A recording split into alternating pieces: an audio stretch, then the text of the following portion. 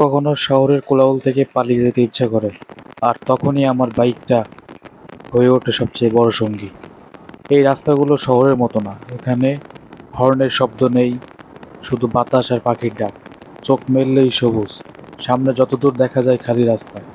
বাইকটা চালাচ্ছি, গন্তব্যটা ঠিক নেই, কিন্তু মনের ভেতরে একটা শান্তি, আলাদা একটা ফিলিংস কাজ করে।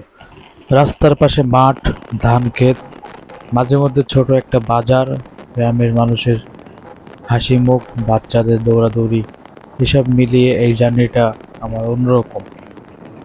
শহরের যেখানে প্রতিটা মোড়ে থামতে হয়, প্রতিটা জায়গায় থামতে হয়, যেখানে মনে হয় রাস্তায় ডাকে চলো আরেকটু দূরে যাই। শুধু গতি না, বাইকের করে নিজেকে খুঁজে পাওয়ার একটা সুযোগ পাই। বাইকের ইঞ্জিনের শব্দ আর বুক ভরা হাওয়া, এটাই তো আসল স্বাধীনতা।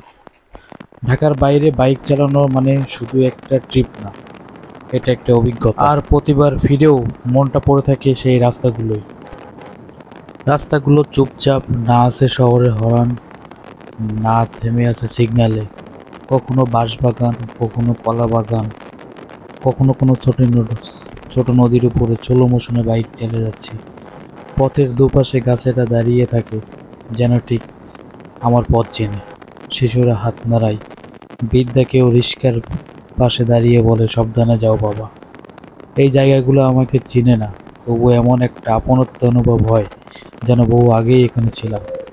হঠাৎ করে কোথাও একটা চায়ের স্টলে থামি, গরম চায়ের কাপ হাতে নিয়ে তাকিয়ে থাকি দূরের দিকে। এই থেমে যাওয়া, এই নীরবতা, সব মিলে জীবনের ভেতরে এক অন্যরকম গল্প খুলে যায়। আমি জানি এই রাস্তা আমাকে কোথাও নিয়ে যাচ্ছে না, তবুও চলছে, কারণ এই চলাচলটাই আসল কথা। এরকম একটা ট্রিপে নিজেকে নতুন করে চিনতে পারি। আমার বাইক, আমার ক্যামেরা আর এই প্রাকৃতি, এই মনে হচ্ছে আমার পৃথিবী। আজকে আমি এ পর্যন্তই বিদায় নিচ্ছি। দেখা হবে অন্য কোনো ভিডিওতে। সে পর্যন্ত সবাই সুস্থ থাকবেন, ভালো থাকবেন, আমার জন্য দোয়া করবেন। আল্লাহ হাফেজ। আসসালামু আলাইকুম।